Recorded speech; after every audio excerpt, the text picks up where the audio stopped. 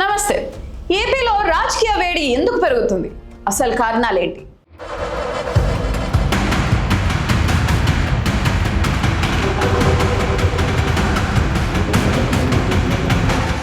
ఎన్నికలకు ఇంకా ఎంతో సమయం ఉంది. క్యాలెండర్ ప్రకారం చూస్తే రాజకీయ నాయకులు కాస్త రిలాక్స్ అవ్వాల్సిన టైం అది. కానీ ఆంధ్రప్రదేశ్ రాజకీయాలు చూస్తుంటే రేపే పోలింగ్ అన్నట్లుగా సెగలు పుట్టిస్తున్నాయి. ఒకవైపు అధికార పార్టీ దూకుడు, మరోవైపు ప్రతిపక్షాల కౌంటర్ అటాక్. అసలు ఏపీలో ఇంత ఫాస్ట్గా ఎలక్షన్ ఫీవర్ ఎందుకు మొదలైంది? తెర వెనక జరుగుతున్న మైండ్ గేమ్ ఏంటి? అసలు గేమ్ ఇప్పుడే మొదలైందా? ఆంధ్రప్రదేశ్ రాజకీయాల్లో ప్రస్తుతం ఏ చిన్న నిర్ణయమైనా, ఏ చిన్న మాట అయినా పెద్ద తూటాలా పేలుతుంది. సాధారణంగా ఎన్నికల ముందు మాత్రమే కనిపించే వ్యూహాలు, విమర్శలు, సవాళ్లు ఇప్పుడు రోజువారీ దినచరిగా మారిపోయాయి.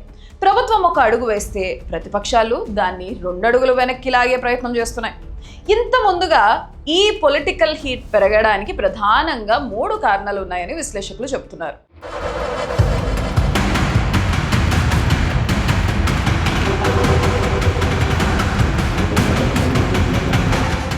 మొదటి కారణం అధికార పార్టీ వ్యూహం.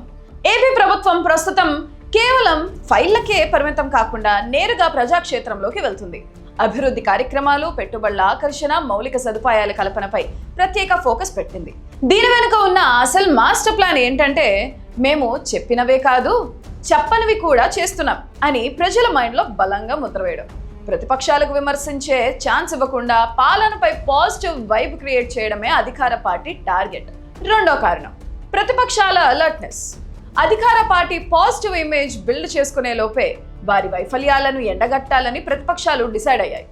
అందుకే వారు ఎన్నికల వరకు వేచి చూడట్లేదు.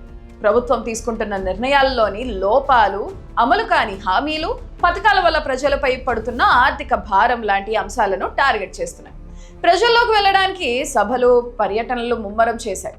ప్రభుత్వం పబ్లిసిటీ చేసుకుంటున్నంత సీన్ అక్కడ లేదు అని నిరూపించడమే ప్రతిపక్షాల ముందున్న అతిపెద్ద టాస్క్.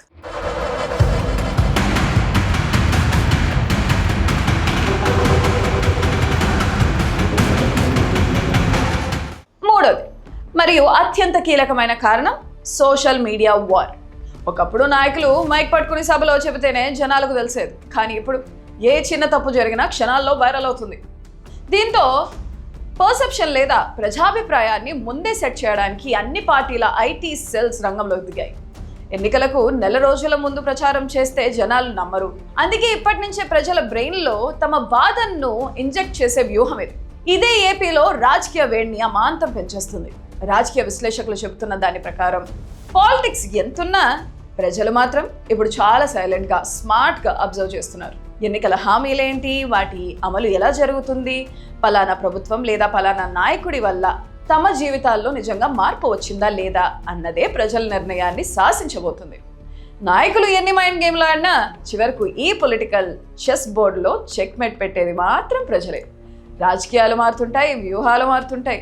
ఏపీ రాజకీయాల్లో ముందు ముందు ఇంకా ఇలాంటి సంచలనాలు చోటు చేసుకుంటాయో లేదో వేచి చూడాల్సిందే.